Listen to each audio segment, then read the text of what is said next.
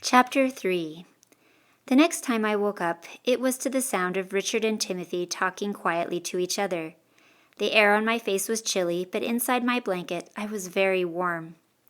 Outside my pine tree, the world was a questionable blue, with pre-dawn light hardly a shade better than the former darkness. I felt no reason to get up and join the conversation. "We'll find the river and follow it the rest of the way," Timothy was saying. "As long as we keep moving forward, we should be fine."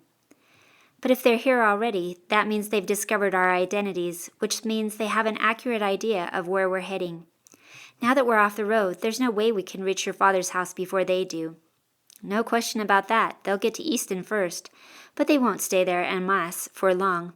When they don't find us in Easton, they'll have to fan out over the countryside and continue east. All we have to do is wait for them to search my father's house to satisfy themselves that we're not there. In the meantime, I know of some tenants who will hide and feed us." "But if they search your father's house, won't they find—" "That's not our job to worry about right now. All we have to do is get to my father's house safely. We'll let my father worry about the other half." "They're going to be watching your house day and night. We'll never get through." "Trust me, I can get us there even if the house is surrounded." "How?" I leaned forward, curious to know the same thing. Either Timothy knew I was already listening, or he heard me move with his good ear, because he turned and looked right at me. "Are you ready?" "What have you two done?" "Nothing," Timothy said. "We haven't done anything." "But who—" "No more questions," he said in an irritatingly obstinate voice. "It's time to go." I climbed out of my shelter and brushed myself off. "But I could be of help." Richard pointed at me. "She's right. She's a friend of the family, isn't she? She could go right up to your house with a message for your father, and no one would look twice." But Timothy only shook his head. "We don't need to involve her." "But," Richard and I both said. "I said no," his voice echoed, and a bird shot out of the tree above. Then we all looked around furtively because we remembered that these mountains were not empty. A moment passed by and the birds started singing again. I shrugged and said, "Fine, I'll be busy anyway."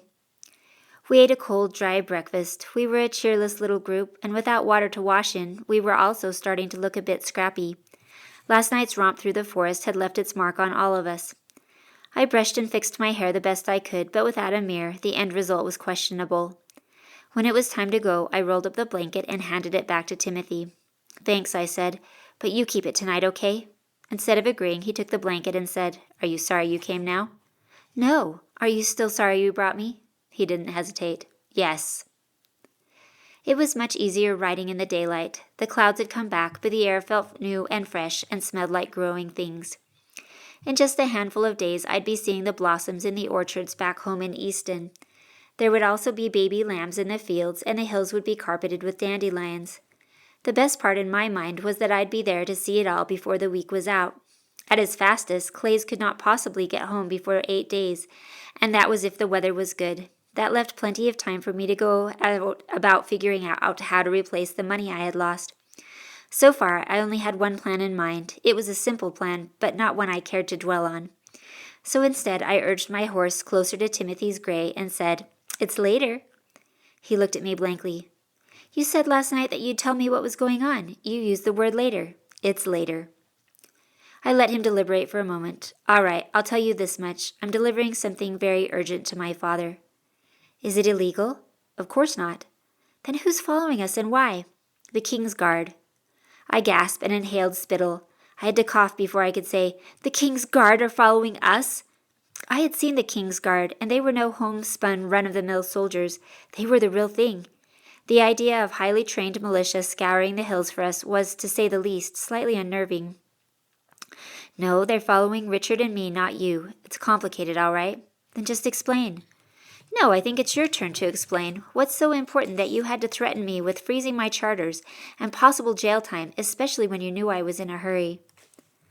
"I'll tell you," I said with a pause, "later." For the first time, I almost thought I saw Timothy smile. "I'll get you to smile at me yet," I thought with satisfaction. The spring of my 13th year, I had made him smile all the time. He was 15 then, and he had laughed freely when I sang him forbidden songs and told him stories that I wasn't supposed to know.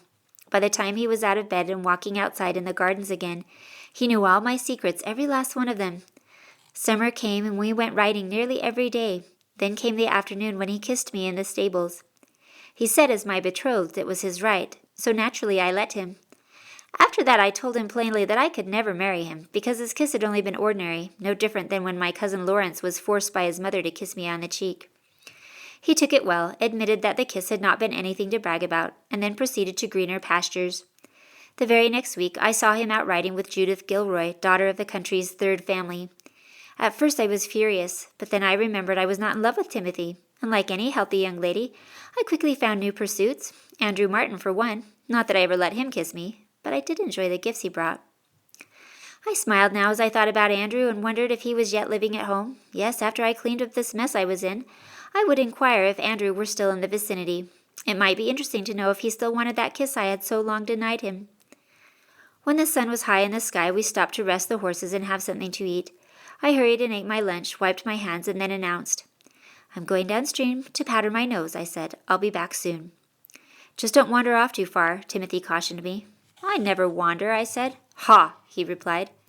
"What's that supposed to mean?" "Nothing. Just hurry back." But I didn't hurry. That "ha" of Timothy's irritated me, as if he knew me well enough any more to know if I wandered or not. I did not wander. Wandering is when you mindlessly walk off in one direction without really thinking about where you are going. I always think about where I'm going.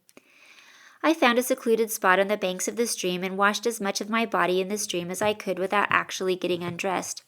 The water was icy, but I didn't mind. Just watching the dirt disappear from the pores in my skin was enough for me to ignore the pain of the cold.